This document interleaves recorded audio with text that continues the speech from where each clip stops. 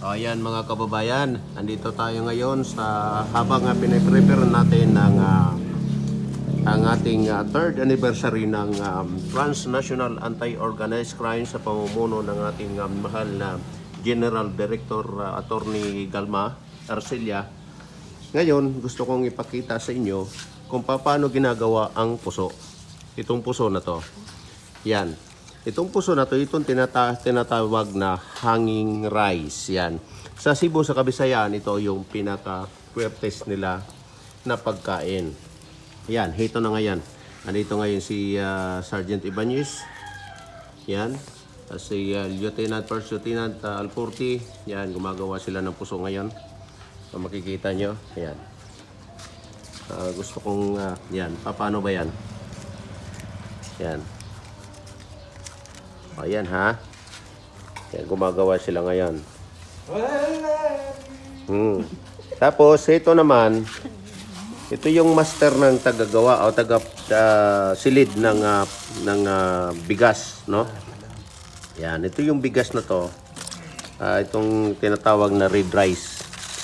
Bagamat din nyo makikita na siya ay namumutla lamang sa pagkapula-pula. Gawa nitong ito yung variety ng red rice dito. Kapag naisa lang na sa gilingan, hindi na siya pure na pula kung tingnan. Yan. Siya si Maureen. Yan. Ito naman, si Major Flores ng Transnational Anti-Organized Crime. Yan, gumagawa din siya. Lahat dito. Kung makikita mo, ito, si Corporal Alvaro. Yan. Yan, kung makikita nyo, bago mangyari yung paggawa ng puso na to, no, kailangan muna natin ng mga sangkap tulad nitong minasbad kung tawagin dito sa Masbate. Ito, mayroon ditong kutsilyo. Ito dito, mayroon ditong small slicer. Yan, no. Itong mga BB slicer, minasbad, laki niyan. Tapos, kailangan natin munang umakyat sa puno ng nyug. Ito na yun. Ginatawag dito na paklang. Yan.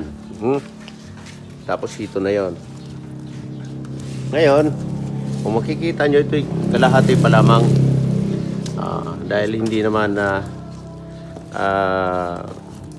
naman ikinakaila natin na talagang pag ang kanin o ang bigas ipinasok sa hanging bridge na to, sa puso na to, kapag naluto ay talagang napakasarap. Kaya kahit sino man, maging ako, hanggang 10 ang kayang ubusin. Maliliit lang kasi. Ano, sabihin ninyo, matakaw talaga ito. Ito yan. Ito yung binyo ng natin, ng third anniversary ng Tao KG Transnational Anti-Organized Crime. Yan. Ito na yan. Ito.